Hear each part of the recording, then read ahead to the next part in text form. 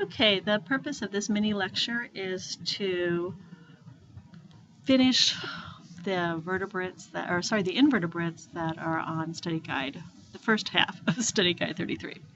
So basically, we've gone through most of the phylum that are covered in the first half of chapter 33, and this will finish it off, phylum Mollusca. So if you listen to the last lecture, we ended up with the rotifers,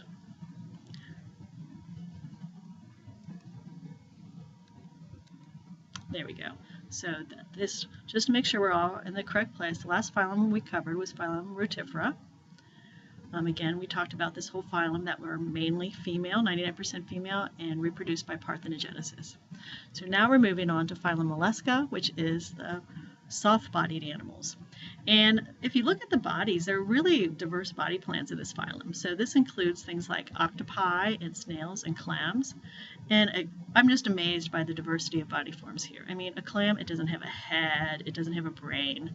A snail, it clearly has a head, it has a brain. Do you know where the snail's eyes are? They are on the end of stalks. Isn't that crazy? And then, of course, there's an octopus that has a very complex brain and complex eyes. Again, examples of convergent evolution. So this is a pretty cool phylum, I think.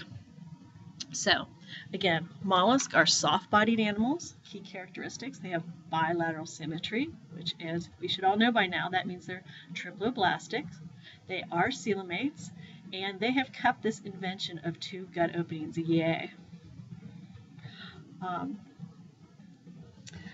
Now, even though, like I just showed you, the octopus looks radically different from the clam or the snail, there's sort of a generic, a basic body plan for all mollusks. All mollusks pretty much have a muscular foot, and this is used for movement. Now you might want to think, what about a clam? Does a clam move around? Well, it still has a muscular foot which extends and helps it digs down into its substrate. Mollusks have a visceral mass. Well, do you know what your viscera are, I should say? Your viscera are your internal organs. And so the visceral mass is the part of the mollusk which houses the internal organs. The stomach, etc., gonads. Then the mantle is a very thin piece of tissue, and it secretes the shell. If there is a shell, not all mollusks have shells. So again, this is just the generic body plan for a mollusk. You see a muscular foot, you see the visceral mass, and then here is the thin mantle, which secretes the shell if there is a shell.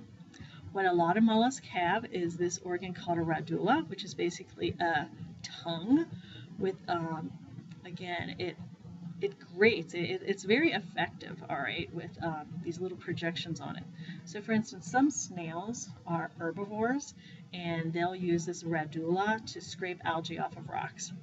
Now other snails are carnivorous, and they'll actually be predators to other snails, and they'll use their radula to bore into the shell of another snail and attack it. So when you do your study guides, you'll notice that this phylum has some very diverse feeding habits. All right, if you followed your road map, we're on the Leucotrophophores, and that's named after this really weird larval stage, the trochophore. So a lot of mollusks, their larval stage is this trochophore. Now normally when you think larva, you think something like a tadpole. You get it. Definite head, cute little tail. This is the trochophore. I think it's pretty weird looking. Again, here's its mouth, here's its anus. It's ciliated, it moves by the ciliated, very, very odd. So again, many animals in this clade have this little larva called a trochophore. All right, a couple interesting facts about snails. One is, well, just look at this picture. Here is the snail's head. We showed the eyes on the stalk, and here's its mouth. Where is its anus? You would think, it would be back here. But note, it is not. If you follow its digestive tract, here's its esophagus, here's its stomach, here's its intestine, and oh my goodness, the anus is above its head. Yuck! So this is an interesting embryological development that happens in snails, and this is called torsion. All right, it's the body, the torso of the animal twists, and so the anus ends up above the head. Now this should not be confused with the spiral shell. That is a different development. So anyway, just an odd little fact about snails. And then just another reminder that this phylum includes the class, which include octopi and squids, and the complex eye on the octopus or the squid is an example of convergent evolution. We are not very closely related to octopi and squid. They are invertebrates, we are vertebrates, but we have both of us have developed this really cool eye. And I think you'll enjoy the videos I've linked showing octopi. They are just very intelligent, very interesting life forms. And that concludes the first half, a little over half of the vertebrates. This will take you through the study guide 33A. Hope you've enjoyed this.